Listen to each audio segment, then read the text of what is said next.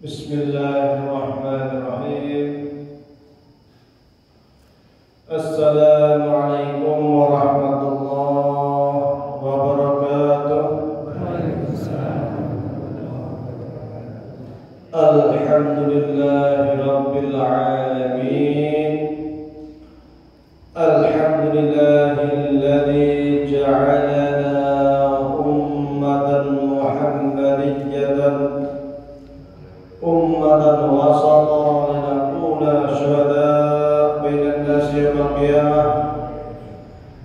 Alhamdulillahilladzi arsala rasulahu bil huda wa dinil haqq liyudhhirahu 'ala ad-dini kullihi wa kafaa billahi shahida.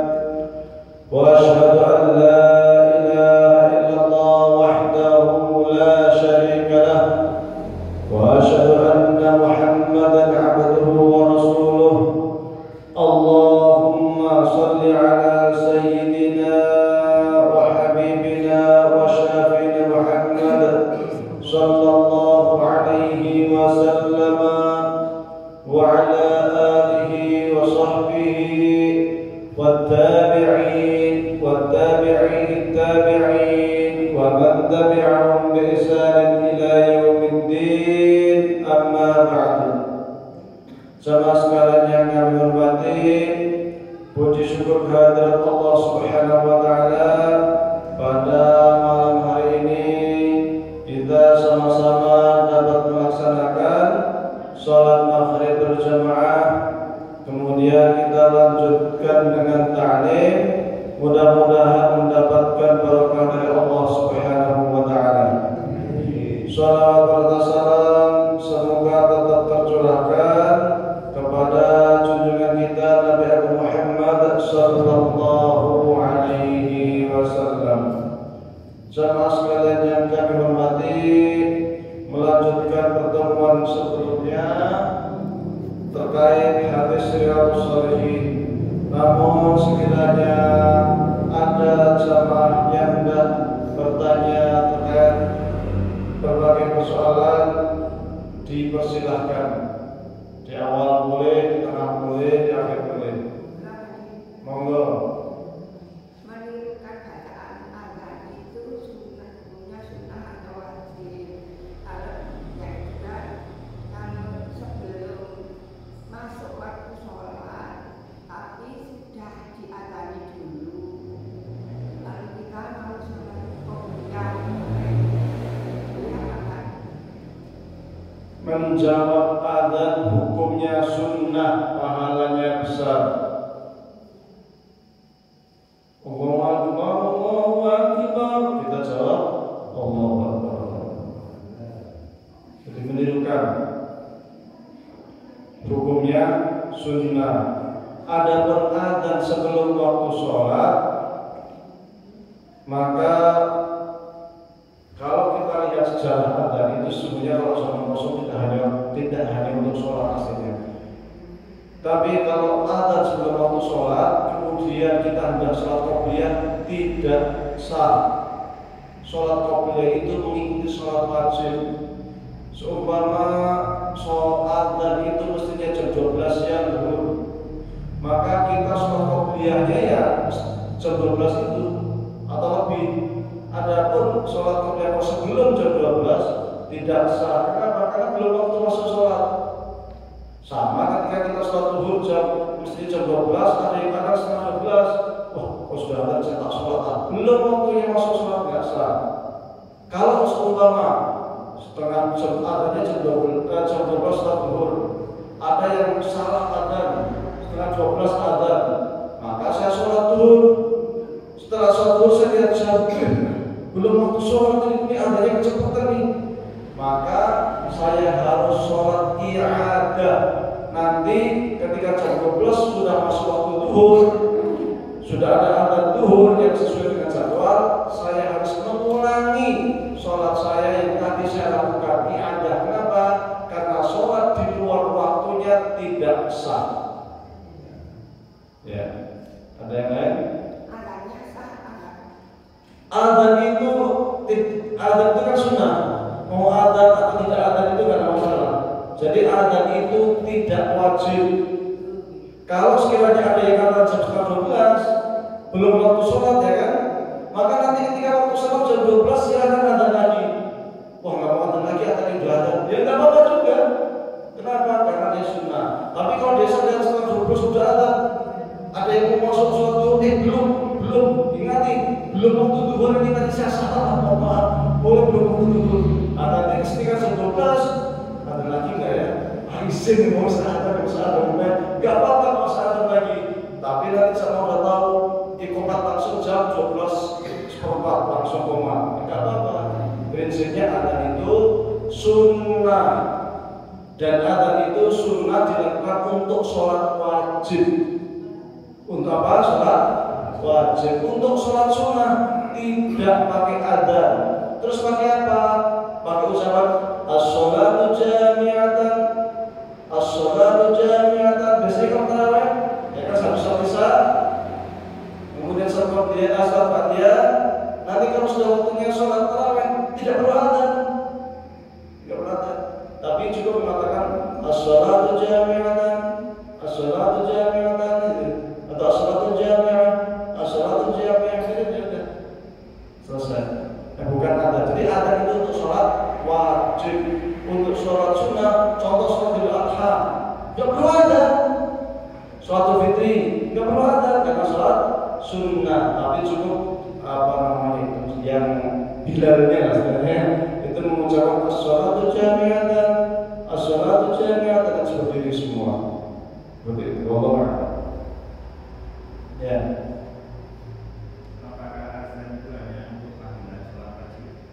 Baru saja saya sampaikan adzan itu untuk sholat wajib, sholat sunnah nggak ada adzan pertama. Yang kedua, zaman sahabat, zaman Nabi, adzan itu tidak hanya untuk sholat pastinya. Dulu kalau ada persoalan penting, bapaknya kumpul jam 10 bilang adzan, Allahu Akbar, Allahu Akbar, Allahu Akbar, Allahu Akbar. Sahabat langsung ini belum waktunya adzan, berarti rapat penting apa darurat. Sahabat pada datang semua, kumpul di masjid. Untuk apa? Rapat darurat. Kenapa? Karena ada panggilan adzan jam 10 pagi. Perlu waktu yang duhur, ada adzan, berarti ada rapat darurat pada kedatangan. Loh, sekarang ada bayi lahir pakai adzan, boleh nggak? Menurut riwayat hadis yang dari Imam Hasan, ya bukan dari Imam Hasan, yang diriwayatkan oleh sebagian sahabat bahwa ketika cucu Rasulullah Hasan bin Ali lahir itu diadzani, meskipun sebagian ulama melemahkan, termasuk Masjid Tasir melemahkan. Kalau Masjid Tasir menggunakan bukan diadzani, tapi baca ta'awud bikalimatillah tammah min kulli syaitanir rajim wa min kulli 'ainin walamma. Tuh. Bagaimana kalau orang mati sudah sampai kuburan diadzani itu? Allahu Akbar, Allahu Akbar, kita ngajak orang mati sholat, ya kan? Sebagian ulama Syafi'iyah membolehkan, karena itu bukan mengajak orang meninggal sholat, bukan, tetapi sebagai ungkapan perpisahan. Maka sebagian ulama membolehkan, karena adzan itu kan bagian dari zikir. Zikir itu bisa dilakukan kapan saja, ya kan? Zikir bisa dilakukan kapan saja, baik waktu sholat ataupun tidak sholat. Ada lagi mau berangkat haji, sebelum berangkat buat acara rame-rame, nanti satu orang ada Allahu Akbar, Allahu Akbar, ya kan? Mau haji adzan, boleh nggak? Ya ini sebagai kalam perpisahan, zikir bersama-sama, boleh, silakan pakai adzan. Ada lagi adzan, ada kesurupan, orang kesurupan. Di telinganya ada Allahu Akbar, Allahu Akbar, Allahu Akbar, Allahu Akbar, sembuh. Nah, bagian dari zikir. Jadi ada fungsinya ternyata banyak, macam-macam. Tidak hanya untuk sholat, bisa untuk sholat wajib, iya, bisa untuk rapat, iya, mau perpisahan orang mau pergi jauh sebagai salah perpisahan, doa, zikir, iya, untuk ngadain bayi lahir. Ya masa jajak sholat itu enggak. Maksudnya itu ketika dia baru lahir, pertama kali kalimat yang dia dengar adalah zikir adzan, ya. Kalau di Indonesia diadani waktu di dalam kubur, dan itu para ulama banyak yang memberikan karena itu sebagai zikir dan ucapan perpisahan. Ya. Wallahu a'lam. Kalau sebentar dalilnya apa? Gunakan dalil umum. Ala bidzikrillah tatma'innul qulub. Tahulah ilmu, zikir itu dapat menenangkan hati. Kapan saja. Zikir apa saja.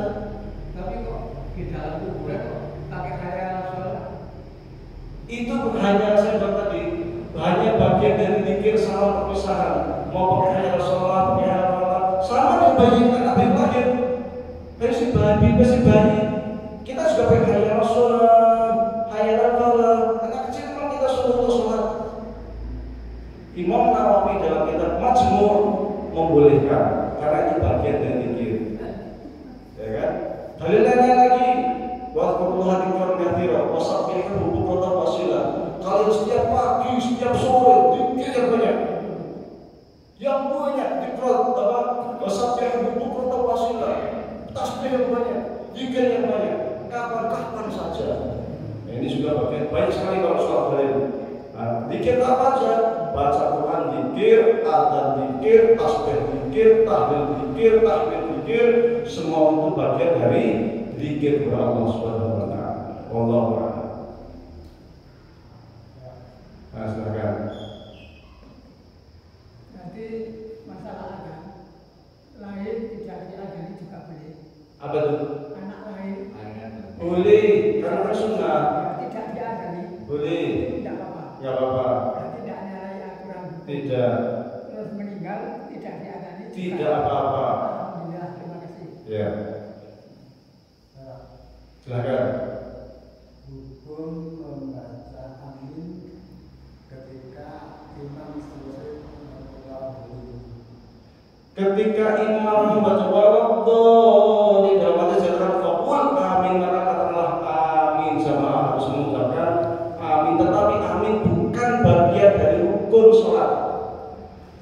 Bukan bagian dari rukun sholat. Sehingga ketika jamaah tidak ada yang nggak baca amin, pas lagi atau imamnya lagi waladhdallin, makmumnya lagi ngelamun, ada nggak?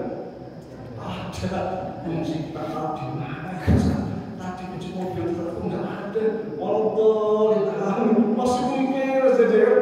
Oh, makanya dalam Ihya itu Imam Al-Ghazali mengatakan dalam kitab Ihya, saya heran dengan Imam.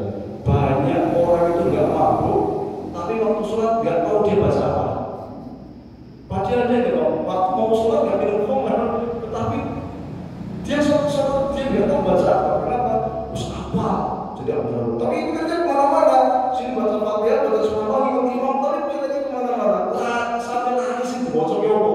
Itu kata Imam Al-Ghazali. Jadi amin bukan dari rukun sholat, sehingga ketika ada jamaah makmum yang tidak baca amin tetap sah sholatnya. Tetapi kalau tidak membaca Fatihah tidak sah, karena la sholata illa bi Fatihah kita. Sholat tidak sah kecuali baca Fatihah. Kecuali makmum itu datang, imam sudah rukuk dan dia tidak sempat baca Fatihah, maka sholatnya tetap sah berdasarkan hadis Nabi, man adraka rukuk faqad adraka as-sholat. Siapa yang datang melihat imam sudah rukuk, berarti dia sudah dianggap mengikuti sholat, sah sholatnya. Itu yang diikuti oleh majelis tarjih dan mazhab Syafi'i. Kalau persis harus baca Fatihah. Kalau datang imam yang rukuk, kita nggak sempat baca Fatihah, maka kita dianggap belum sempurna.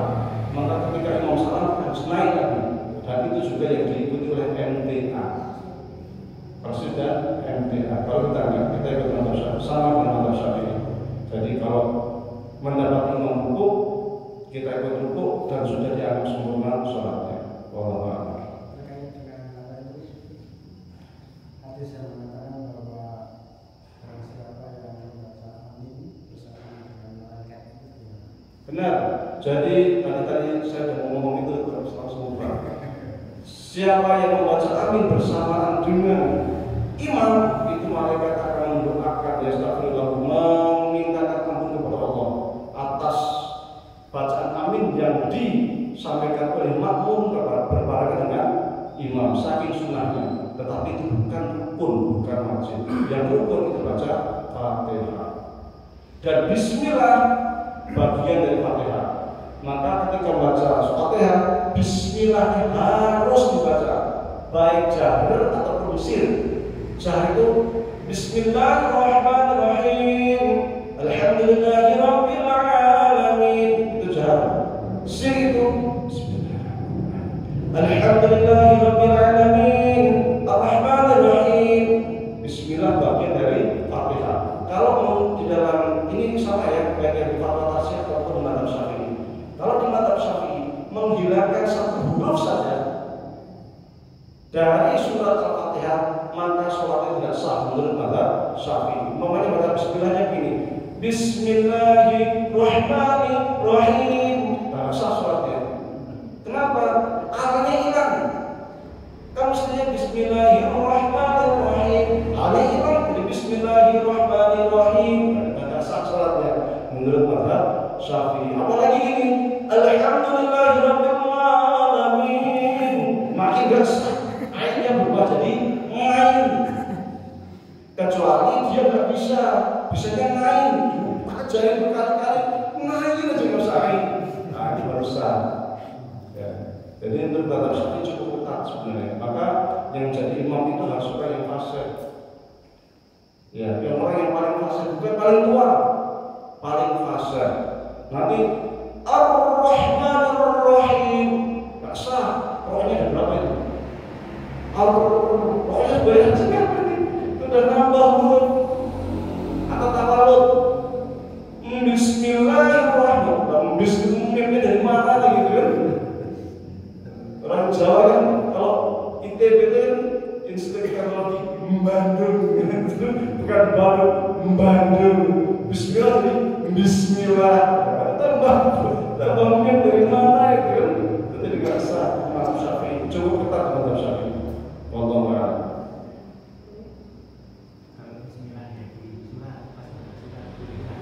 Kalau di selain Fatihah itu bukan bagian dari surat, sehingga boleh dibaca boleh tidak. Khusus Al-Fatihah wajib dibaca. Mamanya kalau boleh amin langsung. Wal 'ashri tambah bismillah. Wal 'ashri innal insana lafi khusr. Sah. Mau pakai Bismillahirrahmanirrahim wal 'ashri sah. Tapi kalau Fatihah tanpa bismillah tidak sah. Itu sepakat baik di Majelis Tarjih, Fatwa Tarjih maupun di Madzhab Syafi'i sama. Kecuali Madzhab Hambali. Madzhab Hambali mengatakan bismillah bukan dari Fatihah, tetapi semua sepakat Fatihah itu harus 7 ayat. Nah, saya baik yang pakai bismillah atau enggak pakai bismillah sepakat 7 ayat, karena di dalam hadis dikatakan sab'at mathani. Sab'at apa? 7 ayat.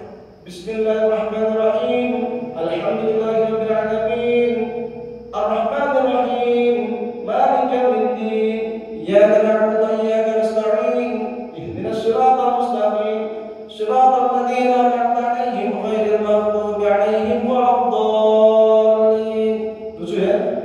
Ini menurut Madzhab Syafi'i bismillah bagian dari ayat. Menurut Madzhab Hambali bismillah bukan bagian dari ayat, tetapi tetap 7 ayat Al-Fatihah. Enggak boleh enggak? Alhamdulillahirabbil alamin, Arrahmanirrahim, Maliki yaumiddin, Iyyaka na'budu wa iyyaka nasta'in, ihdinas siratal mustaqim, siratal ladzina an'amta 'alaihim. 1 ayat. Ghairil maghdubi 'alaihim waladdallin.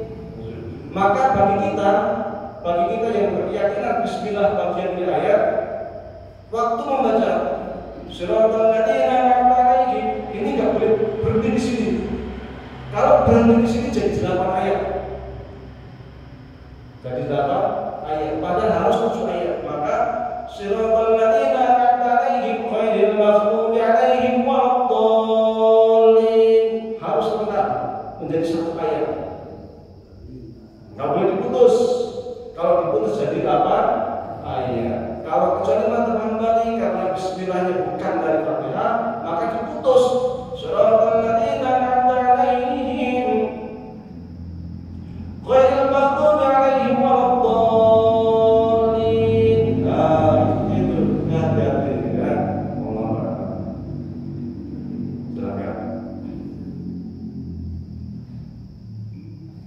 Dari Bismillah.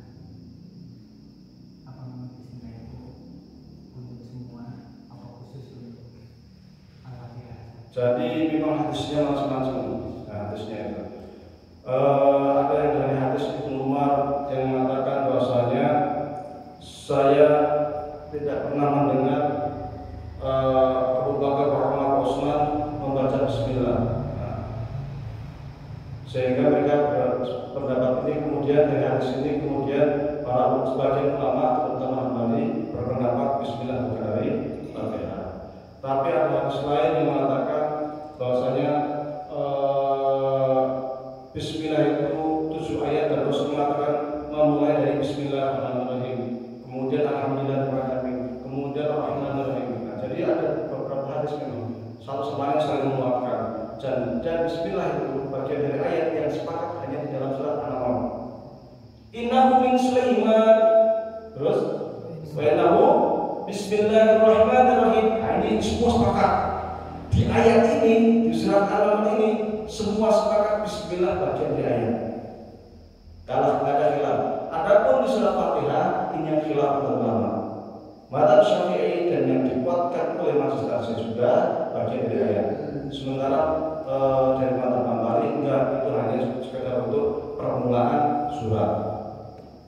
Adapun di surat-surat lain semua sepakat, selain Fatihah semua sepakat itu memang sekedar permulaan dari surat. Loh, bagaimana di surat At-Taubah nggak ada Bismillah?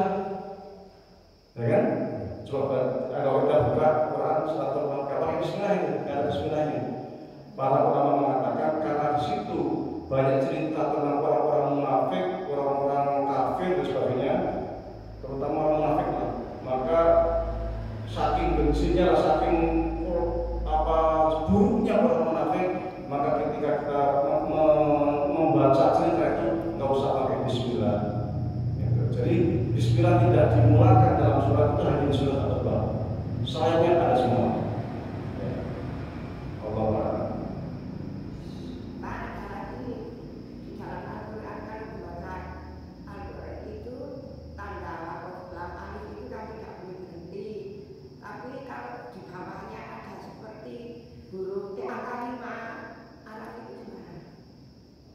Jadi gini, sebenarnya kalau kita baca Al-Quran itu kan ada tanda tanda wakaf. Zaman Rasul itu nggak ada, zaman sahabat itu nggak ada. Karena Al-Quran itu sifatnya syafawi. Kita mendengar dari guru kan gitu. Maka kemudian para ulama beristihad supaya mempermudah bagi kita, kemudian dikasihlah tanda-tanda itu, ada pelang, ada mim, ada apa macam-macam.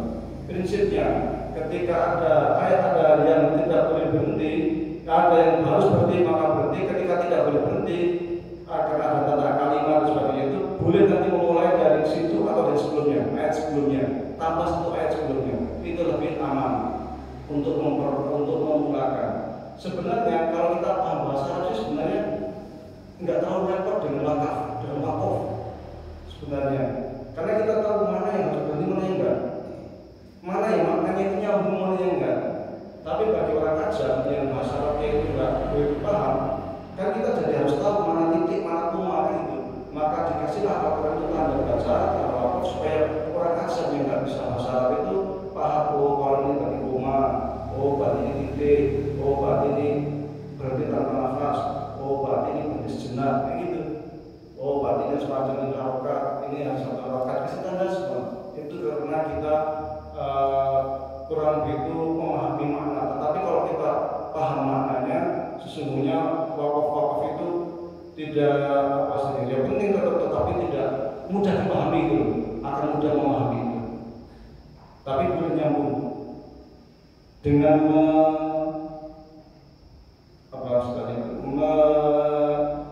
mengambil dari satu kata atau dua kata sebelumnya, sambungkan dengan satu kata atau dua kata sebelumnya supaya nyambung. Wallahu a'lam. Jadi sekali berarti nanti mau baca lagi, baca satu kata atau dua kata sebelumnya. Ya. Kalau kita yang paham bahasa Arab langsung yang kira-kira nyambung ya dari kata ini, yang kira-kira nggak nyambung, kalau putus di sini nggak nyambung.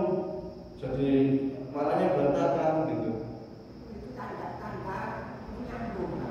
Iya itu. Yang di bawahnya ada seperti agama itu. Iya itu belum disambungkan. Kalau tak ada agama kan tidak boleh berhenti kalau banyak amal. Bisa, ya. Tapi sekiranya mau berhenti di situ, nanti lanjutkan baca dari sebelumnya, satu kata atau dua kata sebelumnya,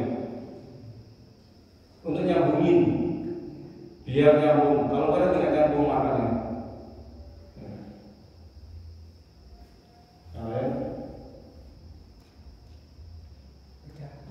Jelas. Oke. Kita mulai. Baik.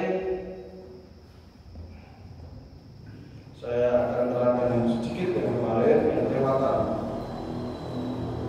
Bismillahirrahmanirrahim. Wa an Aisyah radhiyallahu anha qalat qala Nabi sallallahu alaihi wasallam la hijrata ba'da al-fathi walakin jihadun wa niyyatun wa idza tunfirtum fanfiru.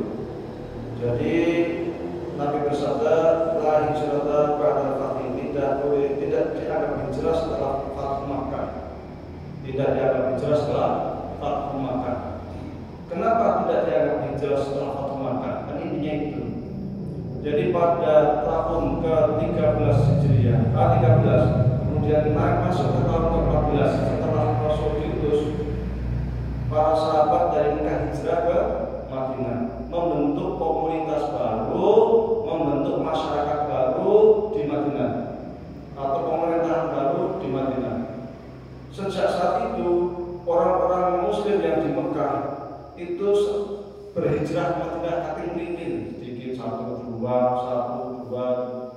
ada hijrah pelan-pelan. Ada yang masuk Islam belakangan, hijrah lagi ke Madinah, hijrah lagi ke Madinah.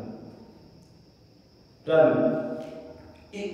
berhijrah ini menjadi sunnah, menjadi anjuran dari Rasulullah SAW. Kaum muslimin yang di Mekah sekiranya masih memungkinkan untuk hijrah, maka berhijrahlah ke Madinah karena lebih aman. Waktu kemarin saya sampaikan bahwasanya Madinah waktu itu menjadi Darul Islam. Kenapa? Karena masyarakatnya Muslim dipimpin langsung oleh Rasulullah SAW.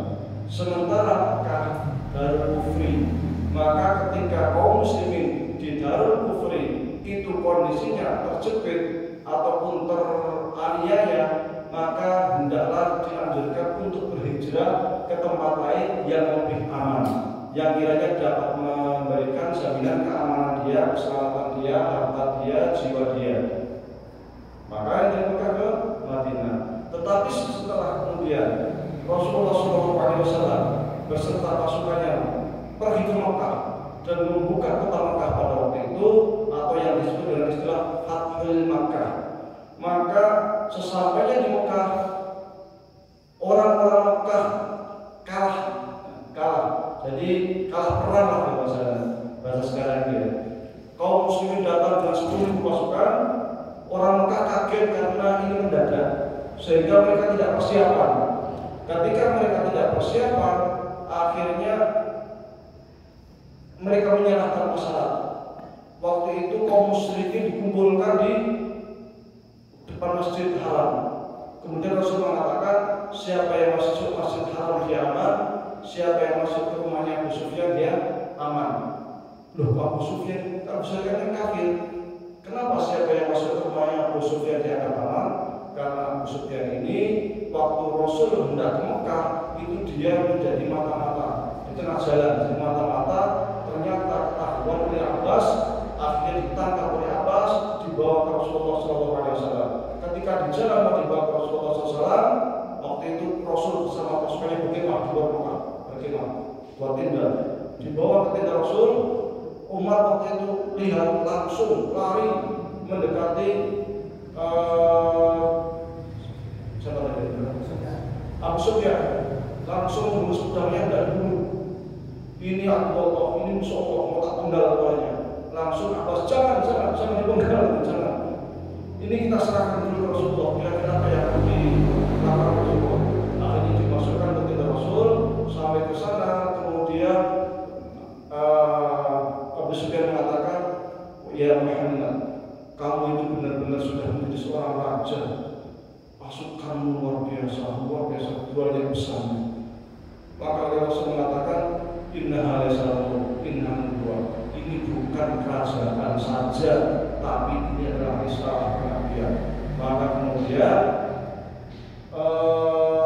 Rasulullah SAW menawarkan Islam kepada Abu Sufyan, dan akhirnya Abu Sufyan masuk Islam. Karena Abu Sufyan masuk Islam, kemudian Abu Sufyan itu minta sesuatu ke Rasul supaya dia menjadi kebanggaan, sesuatu yang bikin dia bangga. Apa itu? Yaitu nanti ketika terjadi Fatu Makkah, orang-orang masuk ke rumah Abu Sufyan dianggap aman. Maka Abu Sufyan jadi bangga, saya terhormat juga ternyata.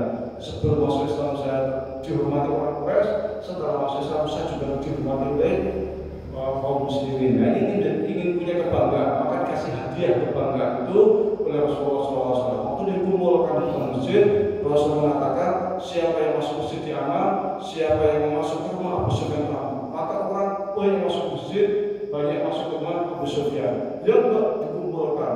Setelah dikumpulkan, kemudian Rasul menghusudkan. Udah jadi tawaran semua, jadi tawaran perang semua, kan kalah. Saya kaget, tahu tokoh muslim datang dari berbagai penjuru 10.000 pasukan. Maka Rasul kumpulkan, Rasul berbicara sekarang.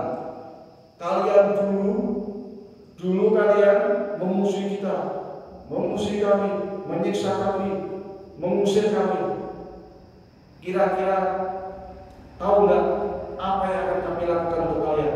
Oh, sebab bencana ini ketakutan semua, takutan semua. Maka mereka mengatakan kalau bahasa itu ampun. Tapi kalau bahasanya andal dari engkau itu orang mulia, anak dari orang mulia. Nah, setelah itu. Kalau bahasa itu ya ampun, gitu ya. Mohon maaf, ampuni kami. Maka kata Rasul, idhabu wa antum tulaqaw. Sekarang saya maafkan kalian semua. Dan silahkan yang tidak pergi, silahkan pergi. Semua saya maafkan. Ketika Rasul mengatakan begitu, Rasul banyak sekali dari kalangan musyrikin yang masuk Islam. Hampir semua masuk Islam. Rasul kemudian masuk ke masjid, ke Ka'bah, ada 350 berhala dihancurkan oleh Rasulullah SAW. Kemudian Rasul mengatakan, laqad ja'al wa zahaqal batil, innal batila kana zahuqa. Kebenaran sudah datang. Maka ketika kebenaran sudah datang, kebatilan akan binasa. Dihancurkan semua berhala-berhala yang ada di Mekah, ada di samping Ka'bah. Maka secara otomatis Mekah sudah menjadi bagian dari Madinah, menjadi bagian dari Darul Islam. Orang Muslim semua. Kalau sudah Muslim, nggak perlu lagi lah kemudian yang dari Mekah pergi ke Madinah dan hijrah. Nggak perlu lagi untuk apa? Mengucap sama-sama Muslim, ya kan? Maka kata Rasul, la hijrah ba'da fath. Nggak usah kalian, nggak usah hijrah. Yang orang Mekah itu cukup di sini saja nggak usah hijrah. Udah sama saja. Wong kalian sekarang Muslim. Dulu sebelum kalian Muslim, orang-orang yang masuk Islam silahkan ke Madinah, karena Quran sampai orang-orang kafir yang ada di Mekah. Sementara sekarang orang-orang Mekah sudah masuk Islam semuanya, sehingga kalian tak perlu lagi berhijrah. Maka kata Rasul, la hijrah ba'da fath.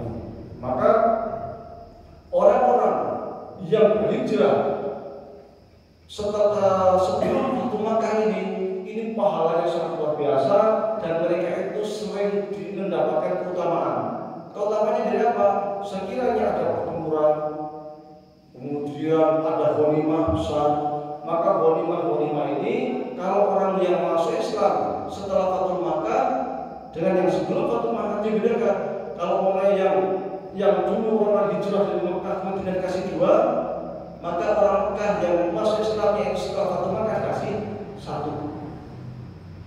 Kenapa? Karena mereka masuk Islam belakangan, mereka dulunya sebelumnya memusuhi kaum muslimin dan sebagainya, sehingga di dalam pembagian harta ghanimah pun dibedakan dan diutamakan oleh orang-orang yang hijrah terlebih dahulu. Maka inilah yang dimaksud dengan la hijrah ba'da fath. Tidak perlu hijrah setelah terjadi Fatu Makkah. Walakin jihadun wa niyatun. Tapi ganti Rasul, kalian kan nggak perlu berhijrah, Tapi kan ya karena nasibnya enggak ada tidak dapat pahala hijrah.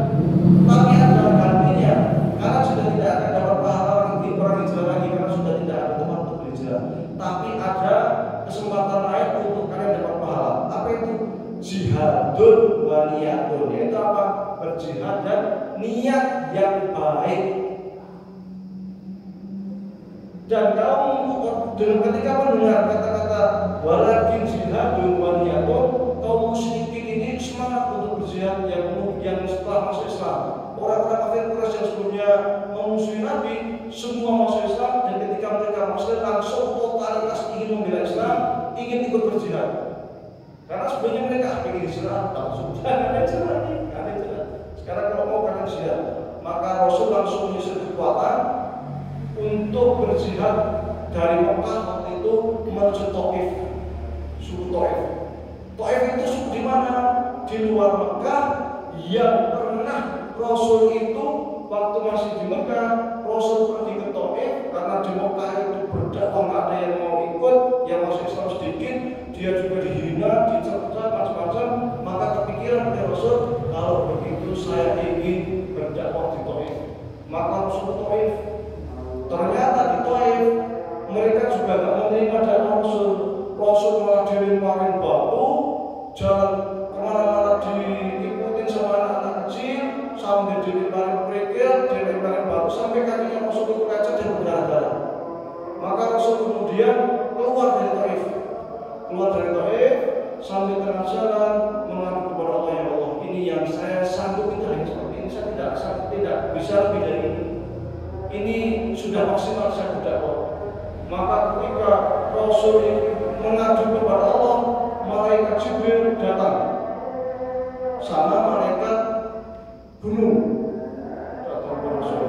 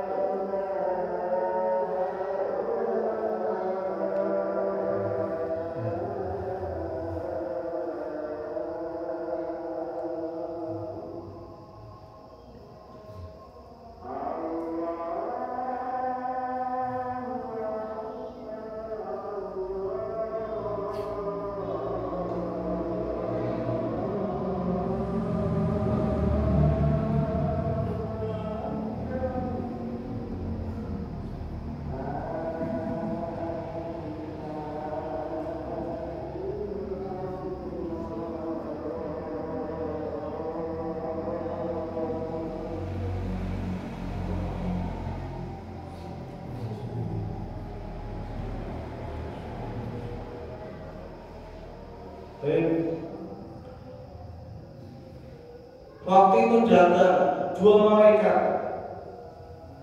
yaitu malaikat Jibril dan malaikat penjaga gunung. Mereka kemudian menemui Rasulullah SAW dan mengatakan, ya Rasulullah, kami penduduk langit bergetar karena mendengar engkau berdoa untuk dilakukan secara aniaya sampai kaki-kakimu berdarah-darah. Kami ini datang kemari diutus Allah SWT untuk memberikan tawaran. Ini di samping saya malaikat penjaga gunung. Beliau diutus sekiranya engkau itu perintahkan kepada malaikat penjaga gunung untuk mengangkat gunung Uhud, kemudian ditimpakan kepada mereka, kepada orang-orang Taif, tentu akan segera dilakukan. Maka kata Rasulullah apa? Jangan, fa'innahu la ya'lamun. Jangan, karena mereka itu orang yang belum tahu. Kalau tahu pasti akan masuk Islam. Nah, ini Taif. Jadi pernah peristiwa di mana Rasulullah itu diusir dari Taif sampai kakinya berdarah-darah karena dilempari batu. Nah, maka setelah Fathu Makkah ini Rasulullah menyiapkan pasukan sebanyak 12.000 pasukan. 12.000 pasukan berarti 10.000 pasukan yang memang dari Madinah, ditambah 2.000 pasukan Nabi yang baru masuk Islam, orang Arab. Jadi 12.000 mereka ke Taif, semangat jihad. Jadi dulu itu ketika orang sudah masuk Islam itu langsung semangat jihad. Luar biasa, itu kehebatan umat Islam pada waktu itu. Sampai Taif, ternyata orang Taif tahu bahwa kaum muslimin akan ke Taif dengan pasukan yang sangat besar, 12.000 pasukan. Mereka itu sudah membuat strategi. Di antara strategi yang dilakukan adalah untuk membakar semangat orang-orang Taif supaya mereka itu semangat berperang melawan Nabi. Semua harta bendanya, anak istrinya mereka bawa. Kenapa?